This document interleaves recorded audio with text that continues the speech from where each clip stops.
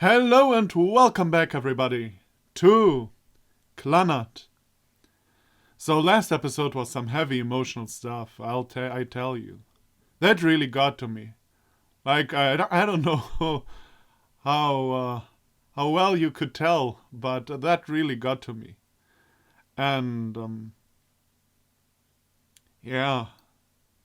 Now she decided to actually go abroad to a school in America or something. And yeah, Tomoya's going to talk to her. And someone greeted us, although I'm not too sure who. Like, I think I know the voice, but I didn't know who the voice is. The usual greeting. I spin around. Hi, Genki. Yeah, it's Kyo, okay. I was already wondering. Wasn't Kotomi, obviously. Oh, it's you. そんなに露骨に落胆されるとちょっと焼けちゃうわね。Her usual joking attitude lightens the mood a bit. ことみ、休みみたいね。Yeah. I'm short with my answer. 職員室で何してたの？ Getting lectured, as usual. She looks at me with a grin. Just go in. You want something from them too, right? She places her thumb on the handle of the sliding door to the teacher's office and はい says, はい。 as she's about to open the door, she turns to me. そうだ、今日の放課後だけど、演劇部室は多分誰もいないからね。Is something going on? 秘密。 She says that suggestively. Whatever. I have something to do today, so I can't go anyway. じゃあちょうどいいわね。出てきたらまたビシビシ鍛えてあげるからね。それと、亮と部長がまた一緒にお昼食べましょうだって。 She seems to know exactly what's going on. Tell her yourself. I'm not your messenger. バカね。王子様が一人で助けに行かないと意味ないでしょ。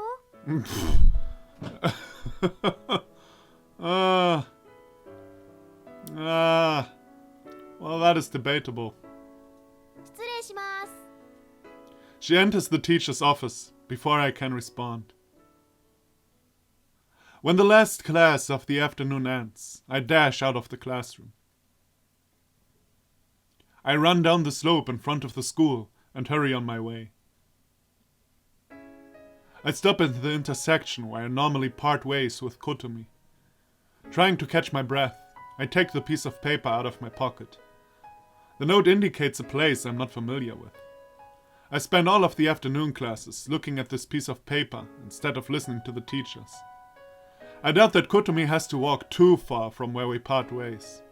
I'm confident I can find it. No, I have to find it. I continue on with the paper clutched in my hand. Guided by the signs affixed to utility poles, I wander down several streets. This area seems like a high-class neighborhood, with mansions built on huge plots of land. I look at the nameplates for each household. However, I still can't find the address I'm looking for. Maybe it's not around here. Each time I turn a corner, I'm disappointed anew. Why don't you just ask somebody? God damn it. Before I realize it, the sun is setting. Why are you not asking somebody? I guess out of drama convenience. My shadow has grown long and darkens the street before me. The window also has gotten much colder. The smells of dinner are emanating from the houses around me. I experience a feeling of warmth and nostalgia. There's also an irritating feeling of something strangely familiar that I can't put my finger on. It should be around here. Noticing how I'm desperately trying to remember something, I laugh wryly at myself. There's no way I'd be familiar with this area. No point in trying to find it in memories. Maybe this was a reckless attempt to begin with. I could have just looked up the address on a map and found it right away. Maybe I should try again tomorrow. On the verge of giving up, I round one more corner. The house before me looks familiar. It's a large two-story house surrounded by a metal fence, painted white. I cautiously look at the nameplate. Ichinose. Without thinking, I run forward. There's a doorbell to the side of the wooden door. I go to press it, but hesitate for some reason. This doesn't feel right. I never went in through the front door. I look around. There's a narrow path running between the perimeter of the house and the hatch. In the shadow of a storage shed is a bucket, a shovel, and a rusted lawnmower. The path must lead to a garden. I walk along the path. Twilight is settling in. I smell the scent of grass. The feeling of asphalt under my feet gives way to that of soft soil. The garden is in disarray. The grass has been left uncut, and weeds of all kinds have grown tall. A couple of garden chairs sit next to a tilting table. The paint has crusted off, showing dark red rust. The wind, brought by the dusk, blows through the forgotten ruins of this place. I can't do anything but stand here. This isn't how it's supposed to be. The grass was always cleanly cut. The chairs and table were painted bright white. A brick wall surrounded a flower bed full of blooming flowers. A dreamland had always awaited me. There's an opening at the corner of the hatch that I used to use as my way in. What is this? This feeling? I think they call it déjà vu. I know this place. Okay, but if he slipped in, finally my fan fiction theory is probably proven wrong. Now I really have to write the fan fiction. Sorry for kinda interrupting the mood here, but I don't know how I know it. I push through the weeds and silently take one step at a time. The overgrown grass tangles my feet, trying to block my path. I need to go to the living room facing the garden. A tall glass door with a wooden frame separates the inside from the outside world. The curtain is closed, blocking me from seeing what's inside. As if it is some sort of signal, I notice that the far edge of the glass door is open just a crack. That's probably the same as it was in the past. I pull at the sliding door with all of my strength, and it creaks loudly. It moves to the side, little by little. I take off my shoes and enter the living room.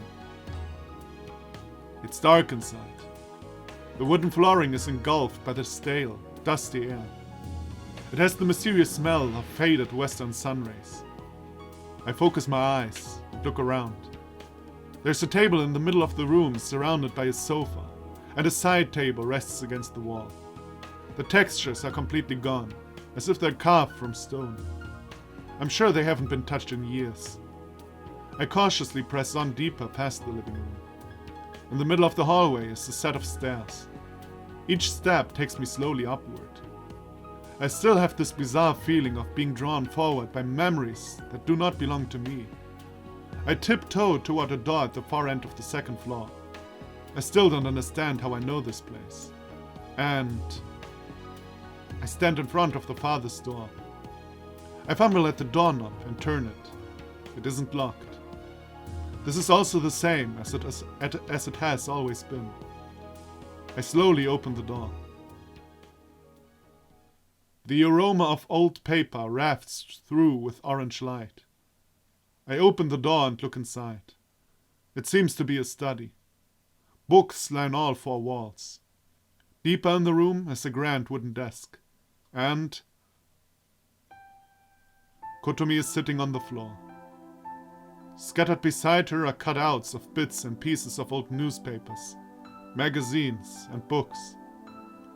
The spread of a faded newspaper catches my eye. A fishing boat witnessed the crash in Alaskan waters. All 266 crew members and passengers are feared dead. Among the passenger list are the Ichinoses, sending shockwaves through the world of physics. The unannounced super-unification theory fades into illusion. Silvers of pages from books are scattered all around, like soldiers who died protecting Kotomi.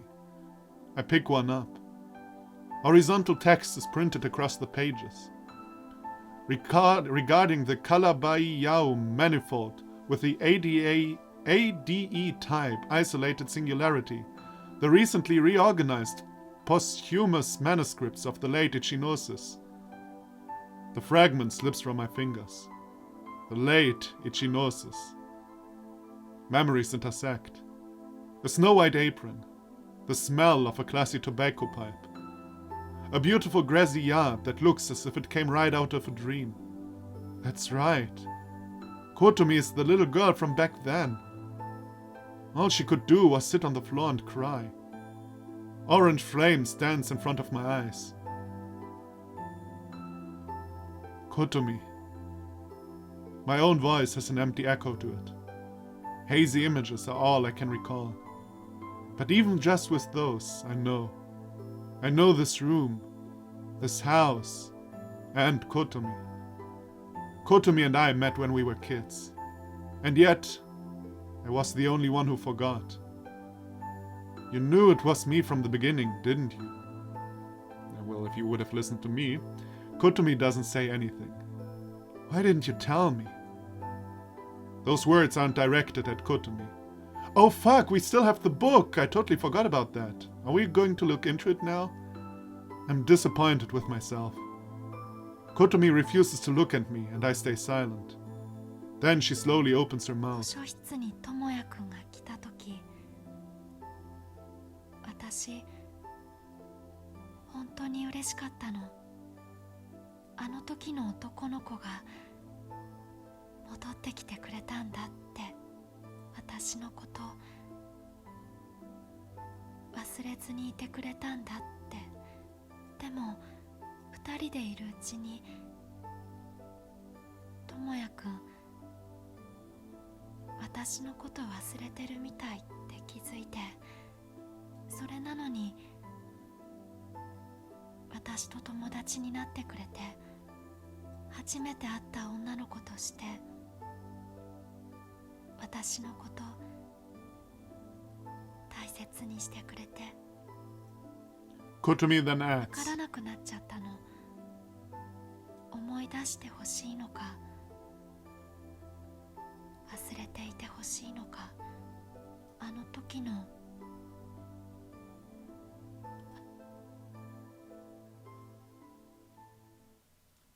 真理を探求する者は傲慢であってはならない。科学の言葉で語り得ないからといって奇跡を嘲笑してはならない。この世界の美しさから目を背けてはならない。these were my father's words, translated into many languages and printed in many books. They were very famous words. Wait, is that Kotomi?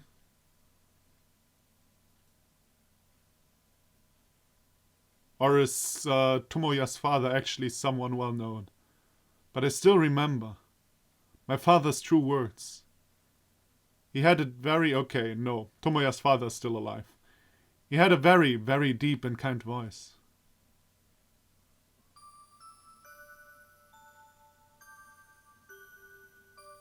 This was when I was still small. Around sunset, when the wind starts to get cold, my mother and father were talking in the garden. I have no idea why this is not narrated by Kotomi, but okay. I loved the prickly feeling of walking barefoot through the grass. I loved the warm light and the smell of the earth and grass. I loved the white shiny chairs and ど table. うして私はことみっていうの？ With the pipe in his mouth, my father thought deeply.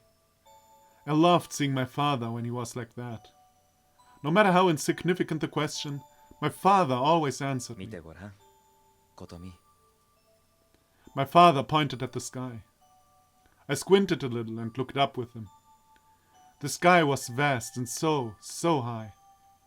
There were orange clouds and a gentle wind. この世界を形作っているのは目には見えないほど小さな。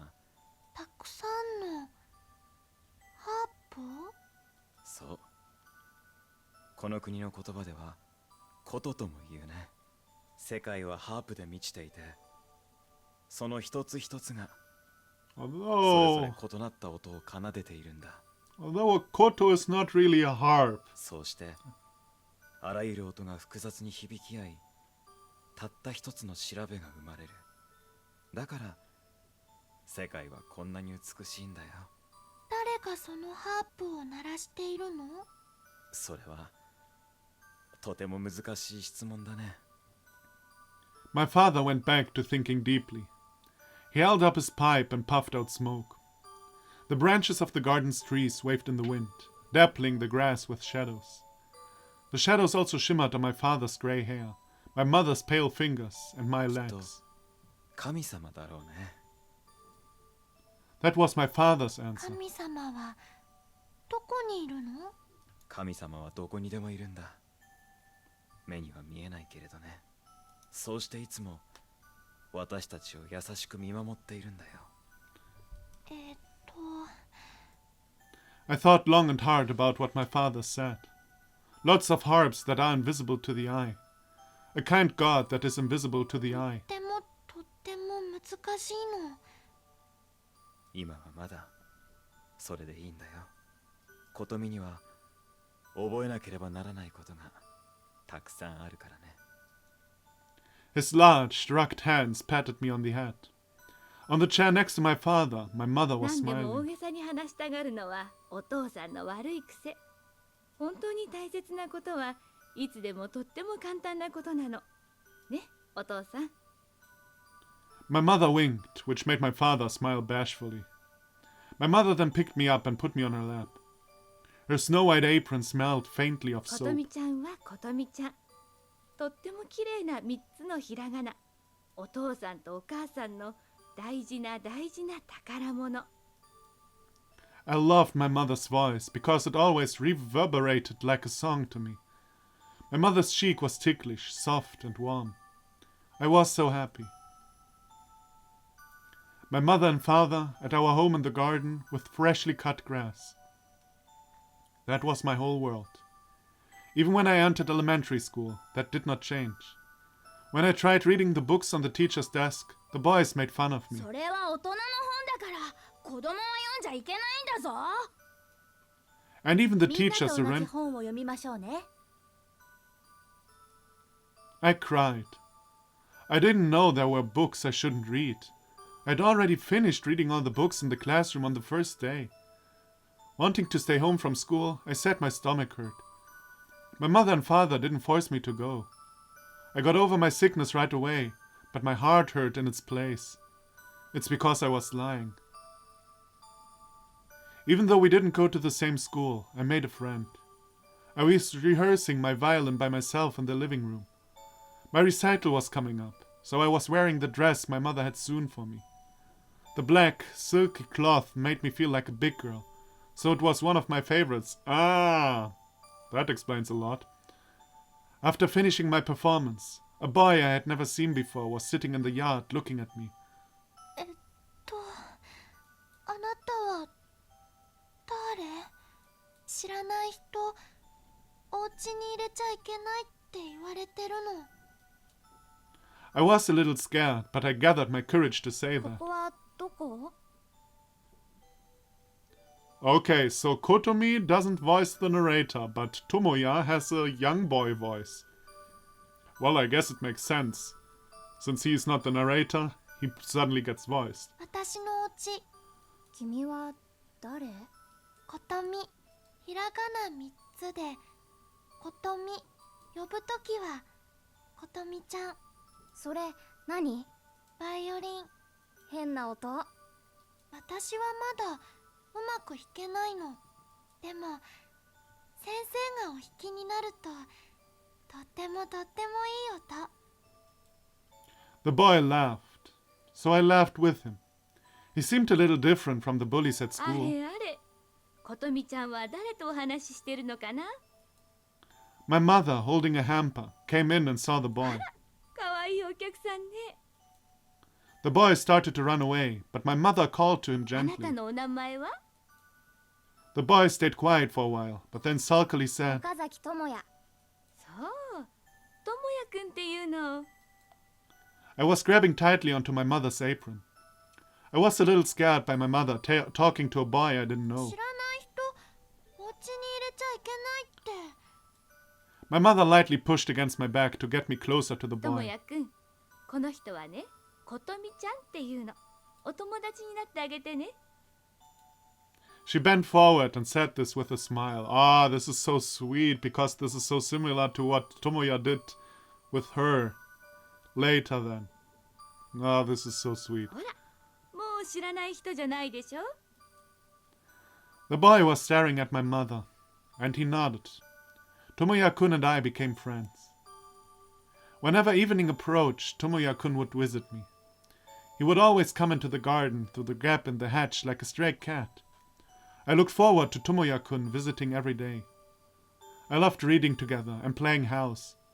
I loved playing hide and seek and tag in the yard. Tomoya-kun didn't seem to like any of those games though. But he would always try his best to play with me. Whenever we were indoors, my mother would always make sweets for us. I ate cakes, cookies, and cream puffs with Tomoya-kun. I always did half-seas with Tomoya-kun. Whenever it got dark, Tomoya-kun would go back home.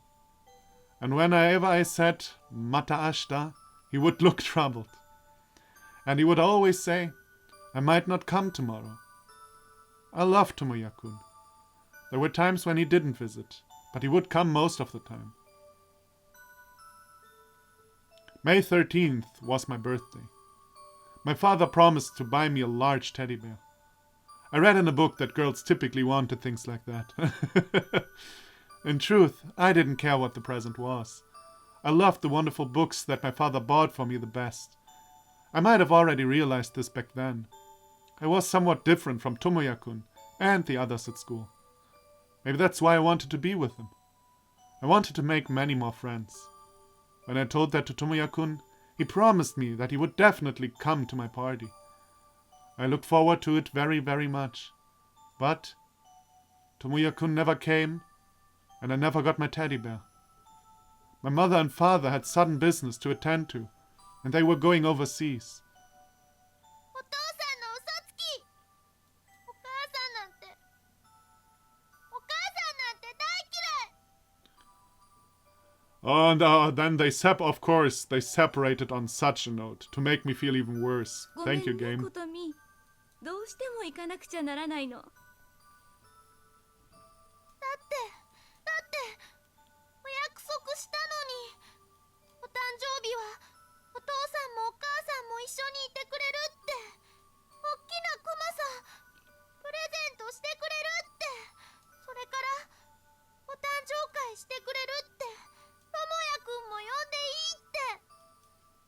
No matter what arguments I made, my mother and father wouldn't cancel that 冷蔵 trip. 庫にね、ごちそうがあるから。冷めても美味しいものがたくさん作ってあるからね。大嫌い。ともやくんが来たら2人でたくさん食べなさい。大嫌い。お手伝いさんに来てもらうようにしたから、他に欲しいものがあったらお手伝いさんに言いなさい。大嫌い。 I watched as my mother and father put on their shoes. Okay, so now the maid that didn't come comes back. Yeah, I was told in the comments that I may have over interpreted something with the maid. Basically, the text really only said that she wasn't there. So probably no murder plot or anything. A suitcase was placed in the hallway. It was my father's usual suitcase. It was a shiny silver suitcase he used to put important things in. ことみちゃん。 My mother looked so sad. My father said そう nothing. だ。飛行機に乗る前にクマさん探してあげる。空港から送ればきっとお誕生日に届くから。とびっきり大きなクマさん送ってあげるからね。いらないもん。何にもいらない。 What I really wanted wasn't a teddy bear. I wanted my mother and father to be with me. I wanted them to be with me and Tomoya-kun to celebrate my お birthday. 父さんもお母さんも大嫌い。大嫌い。すぐに帰ってくるからね。本当にすぐだから。大嫌い。大嫌い。 All I did was repeat, "I hate you." It's as if I had forgotten any other words. I thought that saying that would maybe keep them with me. いい子にして待っていなさい。 Ah, be a good girl, huh? My father gently placed his hand on my head. And then he picked up his suitcase. The door closed with finality. I was all alone. God damn it, I can't read. My mother and father never returned.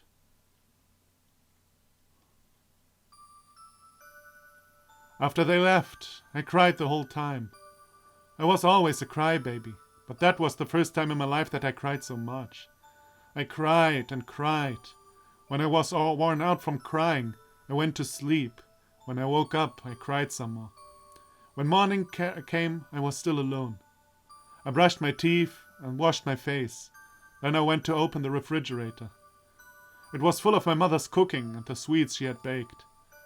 I felt like eating the apple pie. Using the largest fork I could find, I did my best to cut it in half.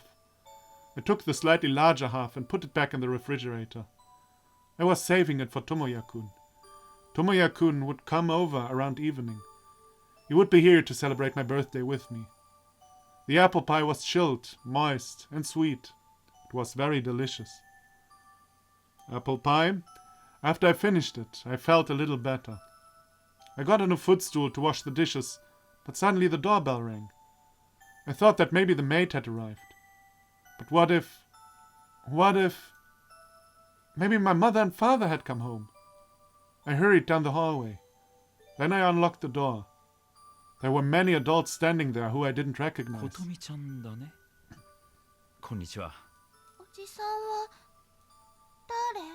誰？おじさんはね、琴美ちゃんのお父さんとお母さんと一緒にお仕事をしているんだ。お家の中に入れてもらえるかな。知らない人、お家に入れちゃいけないって言われてるの。それならお手伝いさんを呼んでくれるかな。いるけど、今はちょっといないの。The maid wasn't there, so I lied. I don't know why, but I was scared of those adults. それじゃあ悪いけど、やっぱり入らせてもらえるかな。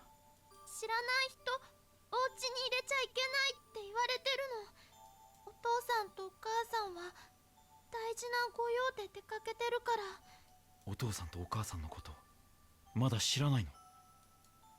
Because I didn't respond, the adults told me. The airplane my mother and father were on had mechanical problems and fell into the ocean far away. And that is why she didn't look up at the sky with the airplane when they saw the airplane or something, when they were all together. Yeah, I should have, now that I think about it, that was kind of an obvious sign, but I didn't catch that. The very important papers had also fallen into the ocean. They thought there might be a copy of the papers in my father's study. They said that this was something very important to everyone in the world, so they wanted me to let them inside. As nobody in Japan ever handled a kid. It seems to me like that. The adults... Somehow my voice is going away. The adults repeated that over and over again, but I remained silent. Because I still didn't understand the one thing I wanted to know the most. 私のお父さんとお母さんはどこ？私、お父さんとお母さんのこと大嫌いって言っちゃったの。本当は大好きなのに大嫌いって言っちゃったの。だから謝らなくちゃいけないの。ごめんなさいって言わなくちゃいけないの。私のお父さんとお母さんはどこ？ No one could tell me. Everyone looked as if they were angry, sad, or troubled. I became scared. I became very, very scared. I became so scared that I couldn't bear it any longer. I slammed the door with all my strength. I heard pounding noises from outside the door. They were calling out, "Be a good girl and open the door." I locked the door. I ran through the house and locked all the windows. I was very, very scared. I didn't understand what had happened. My head was spinning while I tried my best to think. But no matter what, I still couldn't understand. The sounds of the adults pounding on the door soon stopped. In its place, the telephone began to ring. I was so scared, but I answered it anyway. It might have been my mother and father. I stood on my toes to pick up the もし receiver. もし。新聞社報道部の者ですが、今回の事故につきまして2、3確認させていただきたいのですが。 It was the voice of a stranger. 私、何にも知らないの。お嬢ちゃん、もしかして一ノ瀬琴美さん？ならちょっとお話を聞かせてもらえるかな。 And also, are like reporters in Japan like not even the worst, the worst, the worst, the worst, the worst, the worst, the worst, the worst Hollywood reporter would do something like that. On the other hand, I really don't know what Hollywood reporters actually do and don't. So I might be wrong. But this is so disgusting, I could barf right onto my fucking desk right now.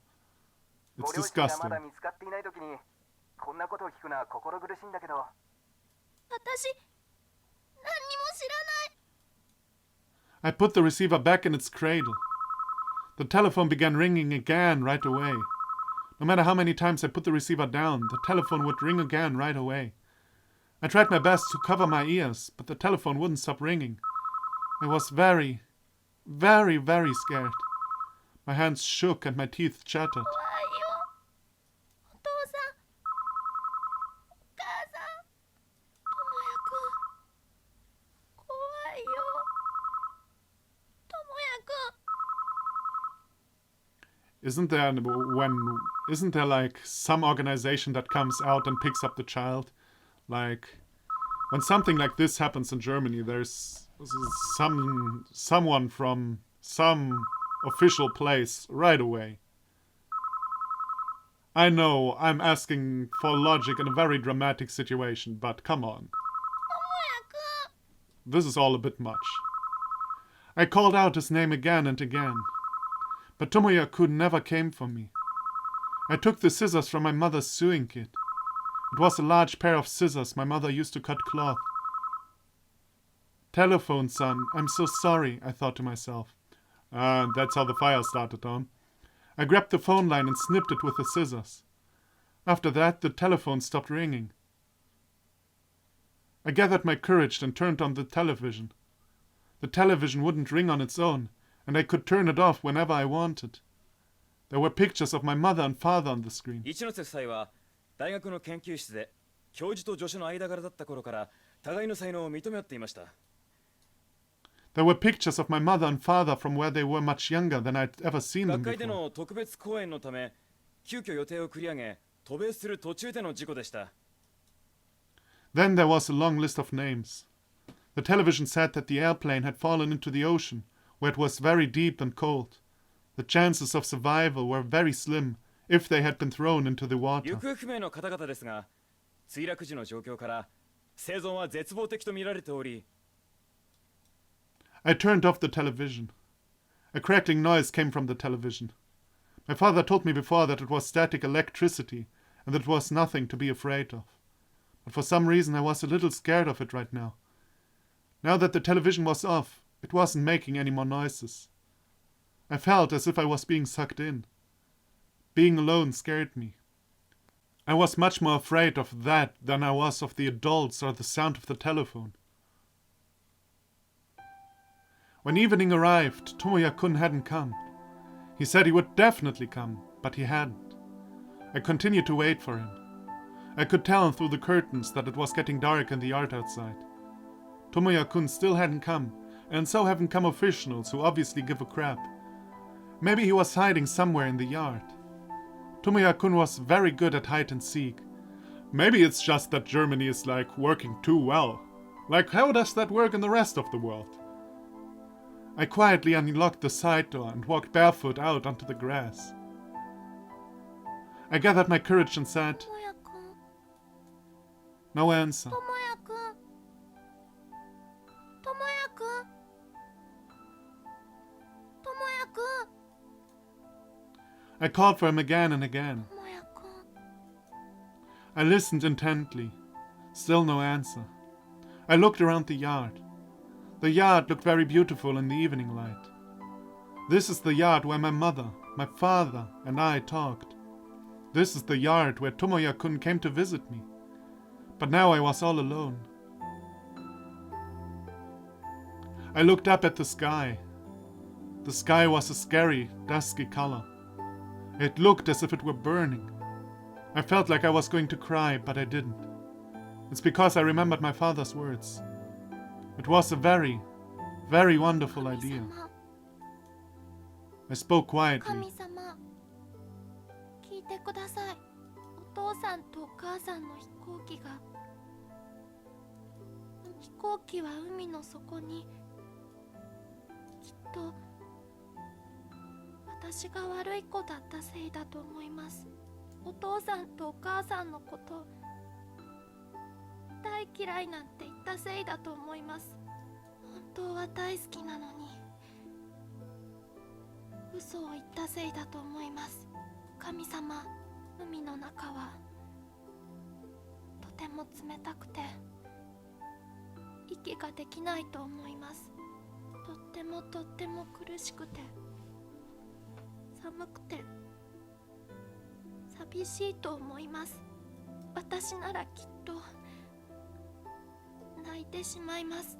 お父さんとお母さんは泣かないかもしれないけれど、でもきっと苦しくて寒くて寂しいと思います。神様、お父さんは言っていました。神様は目には見えないけれどいつでも私たちのことを優しく見ていてくれるって。きっと今も神様は私のことを見ていると思います。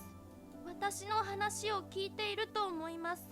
だから神様、私のお父さんとお母さんを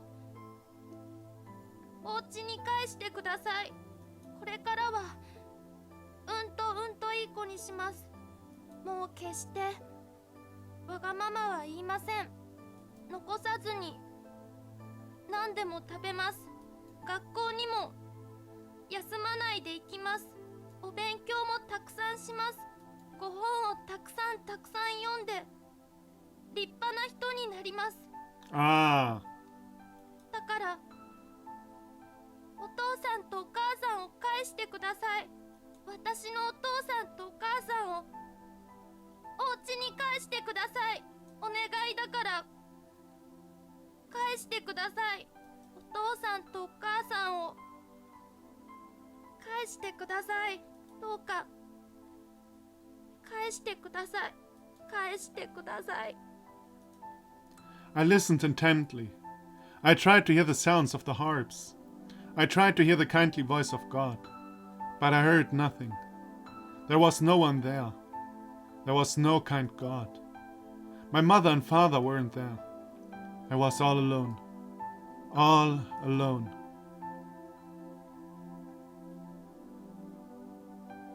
When night came, my stomach growled. I decided to eat dinner. I opened the refrigerator and lined the plates of food on the table. Tomoya-kun might not come today, but he will surely come tomorrow. I carefully halved the spaghetti salad, roast pork, and stewed sweet potatoes. I was saving it for いただき Tomoya-kun. ましょう。いただきます。 After putting my palms together, I had a realization. What would I do when all of the meals were gone? Mommy would come back and make more for me. I finally understood. My mother and father weren't coming back. This is the last I would ever eat of my mother's cooking. Tears fell from my cheeks. They streamed down my face and wouldn't stop. So I ate while I cried. Eating while crying made everything taste salty and not good. That made more tears fall from my cheeks. Even when it got late at night, I was still alone. I was huddled in the hallway, gripping the scissors. I was trying my best to think. If I kept my mind occupied by thinking of things, my fear felt farther away. Those adults were bad guys. They tried to take away something important that belonged to my mother and father. Right now, I'm the only one at home. I'm not allowed to let strangers inside. That's why I have to protect my own. Until my mother and father return. Until Tomoya-kun comes to see me. My stomach growled again. I halved the remaining half of the apple pie. The pie was delicious, but I became hungry after I finished eating. But I thought I should restrain myself. This was all that was left of my mother's cooking. If I ate a lot, it would all be gone. I thought to myself that I should always eat only half. Tomorrow morning I would eat a half. For lunch, half of that. For dinner, half of that. By doing that, I would never run out. That's why I would do halfsies forever. Halfsies, with no one to share it with. The hallway was chilly, so I took a blanket from the closet. I wrapped myself in it, then picked up the scissors again. I was always in bed by this time. This was always the time when my mother would say goodnight to me while I lay in my warm bed. I became sleepy, but I tried my best to keep my eyes open. I thought that if I went to sleep, the bad guys would get into the house. Because I cried so much, my eyes stung and ached. I thought about turning the television on again, but I was too scared. I wondered what I would do if nothing showed on the screen. I wondered what I would do if everyone in the world was gone, and I was the only one left. Yeah, that seems familiar. That was much, much scarier than the bad guys coming into my home. Why did this happen? Why did I end up all alone? I tried my best to think, but I didn't understand. I was very sleepy and I dozed off. Then I twitched and opened my eyes.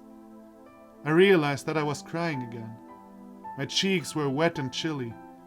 The floor was hard and cold and made my butt hurt. Even then I refused to let go of the scissors. I grabbed them so hard that my knuckles were white. I only did that because I didn't know what else to do. It was a very, very long night. I think I only slept for a little while. When I opened my eyes, my cheek was resting against the floor of the hallway. I didn't know why I was there. Maybe it was all a dream. It was a very,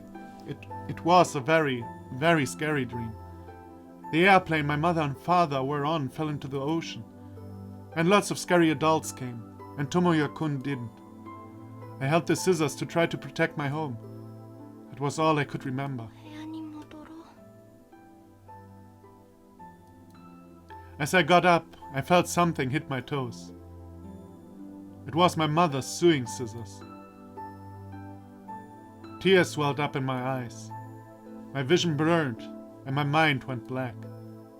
It's a lie. This is all a lie. This is wrong. Everything is a lie. My mother and father are home. They're only hiding because I was a bad お girl. 母さんお母さんどこ I looked for my mother. お母さんお母さんお母さん I looked in the living room, the kitchen, the bath, the restroom, the closets, everywhere. 出てきてお母さんお母さん And yet I couldn't find my mother anywhere.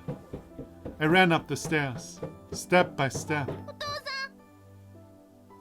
お父さんお父さん I looked in the bedroom, the guest room, the closets, everywhere. And yet I couldn't find my father お anywhere. 父さん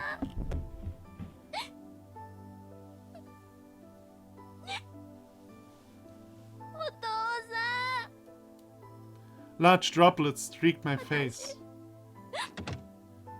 いい子にするからいい子にするから I went through every room in the house while crying. お父さんお母さん出てきて出てきて I looked everywhere, but my mother and father would not come out. The only place left to check was my father's study. It was a special room that my mother told me to never go into. I broke my promise and opened the door. I thought my father was hiding in there. I smelled the tobacco pipe. And I smelled the old books. I fumbled around looking for the switch and then turned on the lights. The lights were a soft orange color and there was a thick carpet in the middle of the room. Many, many books lined the お walls. 父さん But my father was nowhere to be found. It was my father's room, but my father was お missing. 父さん I looked on top of the desk. I saw a black fountain pen, a square matchbox, a stack of white notepads, and there was a clear glass cup, a green bottle of alcohol, and a few books. I also found a large brown envelope. I cautiously picked up the envelope. It was open, and there appeared to be a book inside. I wanted to look inside, but I was too scared. This must be the important thing that the bad adults were after. Oh! So this is how it's tying into the main story, huh? Ah. So we learn about the parallel world with the book. Interesting. It was something that would help everyone in the entire world. It was light, thin, and flimsy. It couldn't possibly be a replacement for my mother and father. This must be the reason why my mother and father were gone. Teardrops fell on the envelope. I hated it. That's how I sincerely felt. It was wrong for this thing to be so precious. I didn't care about the people of the world. I didn't care about the world itself. All I wanted was my mother and father. All I wanted was my mother and father to be here for me. And yet, they left me behind. Both of them had sunken into the ocean, far away. I cried. While crying, I put the envelope on the carpet. Then I took the matchbox from the top of the desk. My father always used it to light his pipe. I took a match from the box. With trembling hands, I rubbed the match against the box, but I couldn't light it. I struck matches one after another until I got it right. And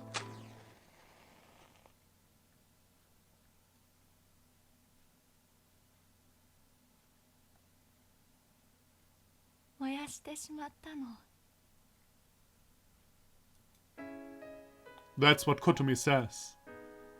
It almost sounds like she says it with a laugh. I remember this part.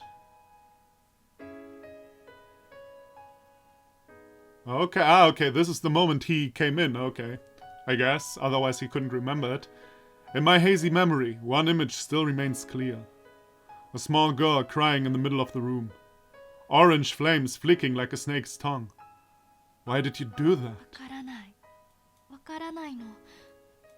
Because she was a fucking kid that nobody take care of. Thank you, Japan. Thank you, Japanese government.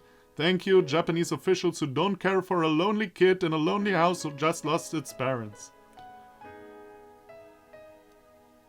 I'm just saying, it's weird. She's at a loss for words. I look at the colossal stack of cut-out pages scattered on the floor. Did you cut out all of these? Still looking away, she nods. 最初は罪滅ぼしのつもりだったんだと思う。燃やしてしまったものの代わりに、お父さんとお母さんのことが書いてある新聞を全部切り抜いて、でもそれだけじゃ全然足りないって思って。I remember when I met Kotomi at the bookstore in front of the station. She must have been making her rounds to the bookstores since she was small. She must have had to stand on her toes to get to the technical books on physics that were high up on the shelves. She must have turned the pages as best as she could with her tiny fingers. She would read through the entire books without even knowing the meanings of the technical terms. She did all of that to find the fragments of what remained of her parents. Okay, I know that's a mean cliffhanger, but if we go on from here, I think there won't come a good point to stop anymore. I mean, I don't know if this is the ending yet. Probably not. But at least it feels like we're pretty much at the climax. So, I'll end this here. Sorry for the bad cliffhanger. And we'll do this next episode. What did you think about this? About the backstory? To be totally honest, and you probably already could tell, I think they went the most boring way they basically could. For the fact that they teased all of this so much.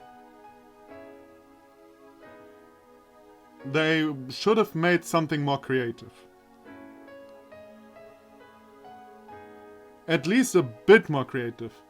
It's either you tease something very slightly and then you go with the obvious and then I say, okay, I was surprised enough. Or you tease something very badly and then the twist has to be really good, that the teasing was worth it. This here, yeah, it's like close to... It's kind of... it's just a bit boring, you know? The twist to me was just a bit boring. Also, it makes no fucking sense that nobody took care of Mer. That is a personal... This is like a personal peeve of mine. I can tell you that this would not have happened to Germany. Also, are there no neighbors? Like, are there no neighbors? Is this like the only house in the whole neighborhood? Like when you open, apparently this was big news. When you switch on the TV and it's like, did she know the family died? Don't you think, what about the child they have? Would... You know, it's so unlikely that she would stay alone for such a long time. I'm a romance destroyer, but that is what it is. I'm just saying.